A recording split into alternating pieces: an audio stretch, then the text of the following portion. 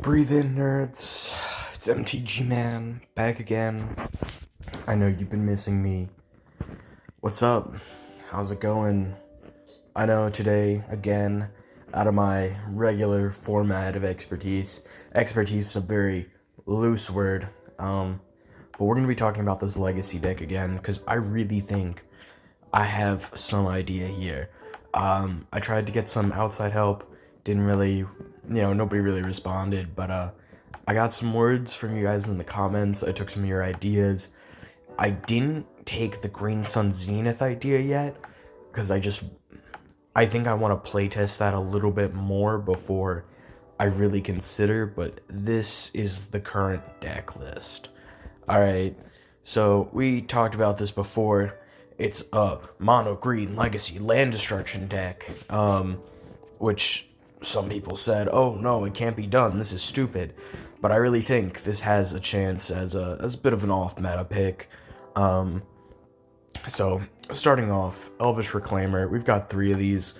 It's going to let us search for lands, which we're going to need to, destroy our opponent's lands. And then it's also going to get bumped up if there's lands in our graveyard. Sure, we're going to be playing lands from our graveyard as well, but I think really having a 3/4 for 1, always going to be pretty good. It's going to give us good blocking options. Lotus Cobra, it's free mana. It's going to help us accelerate our game plan. Ruminop Excavator, really, it's just here so we can play lands from our graveyard. We're just going to need to keep doing that. Titania, of course, returning a land from your graveyard to the battlefield is good. A land getting put into the graveyard from the battlefield is a pretty common thing in this deck, so winning with 5/3s is another option to win the game. Prime Time, of course, because Legacy, Prime Time, you only have so many options. We got Mox Diamond Acceleration, Amulet of Vigor, so that primetime lands enter untapped, so that Undergrowth Recon lands enter untapped. Soul God Lantern, it's a draw. It can remove graveyards. It does what we need it to do, because what if our opponent is also trying to put lands in the, or is playing lands from the graveyard? What then? We have a 1 of Conduit of Worlds, so this is going to let us recast some of our creatures if we need them, if we need to get back Titania. I really put it as a 1 of, and I didn't put it in the sideboard, because I think we have enough of the playlands from the graveyard ability. But there's a possibility we could swap out for like 2 conduits and 3 Ruminops instead of 4 Ruminops, 1 conduit. We got 2 Once Upon a Times just to start with. It's going to help us search out creatures or lands when we're starting, and we can cast it for free on our first turn.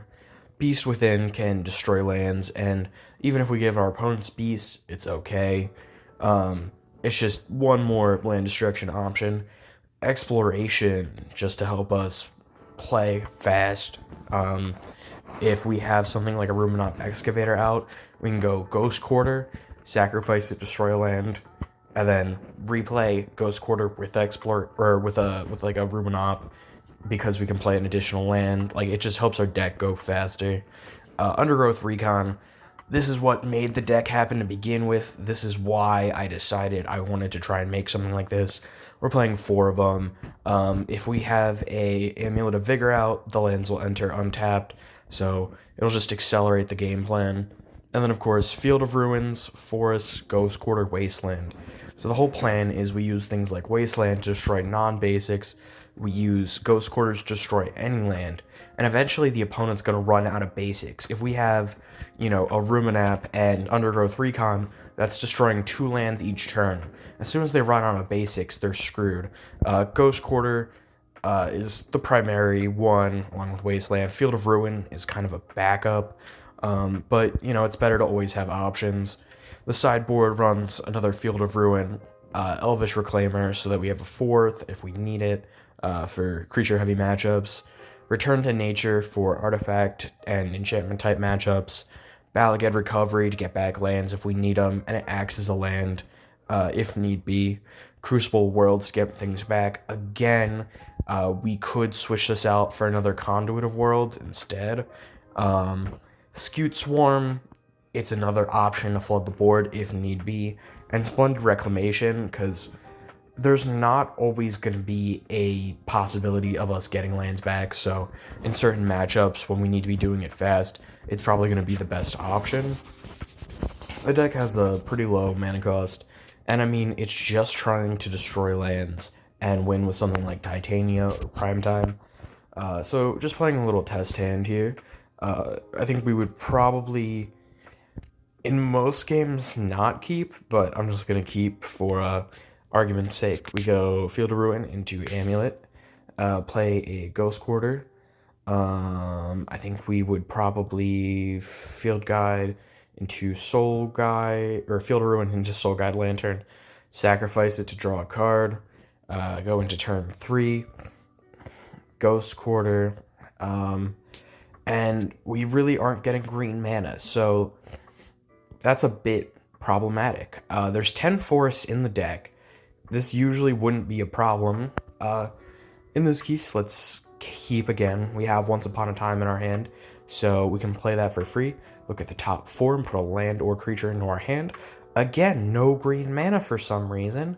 And we're gonna put them in exile. They usually go on the bottom. I guess Wasteland, Amulet of Vigor, play a Forest Return. Probably go into Lotus Cobra. Go into turn 3, Field of Ruin, which will create a green with Lotus Cobra. We'll use that green to play a Ruminop. Sorry, it's tapped. Play a Ruminop Excavator. Wasteland away to destroy one of their non-basics. Move to turn 4. Play Wasteland again with Ruminop. Get a green off a Lotus Cobra. I guess use the green Field of Ruin to beast within one of their lands, Wasteland, and destroy a non-basic. Wasteland goes to graveyard, move to turn 5. See, the whole concept, if we're able to just keep destroying their lands, theoretically they're gonna run out of lands, and eventually we're gonna win the game. Now, I haven't been able to build this deck on MTG Go yet. I don't really completely understand how Magic Online works. I downloaded it, I bought the whole $5 thing that gives you access to more of the game or whatever, but I just don't fully get it. But hopefully I'll be able to get the deck together, or I'll be able to contact somebody who could. So yeah, I guess just one more test hand. Once Upon a Time for free. Look at the top 4. Put the Wasteland into hand. Play a Forest for turn.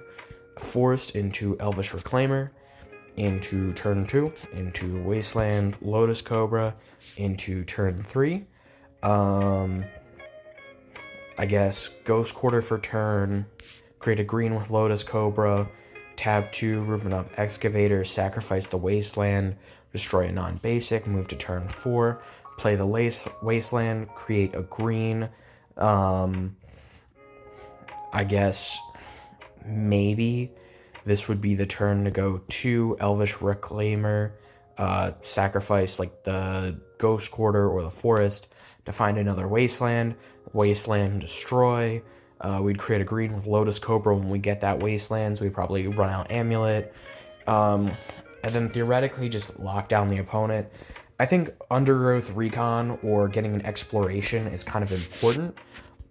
In fact, I think it might be worthwhile running a third Exploration, because if you're only destroying one land per turn, you're not quite living up to the pace that you need in order to shut your opponent down. So maybe cutting something like a Soul Guide Lantern, or going down to 2 Elvish Reclaimers or something. I don't know. There's got to be some way to maybe run extra Exploration, because I do think the deck is having a bit of a pacing issue. In the meantime, I will tinker with a Green Sun's Zenith variant. You suggested Dryad Arbor, which I think is a good call. Can help us ramp out faster.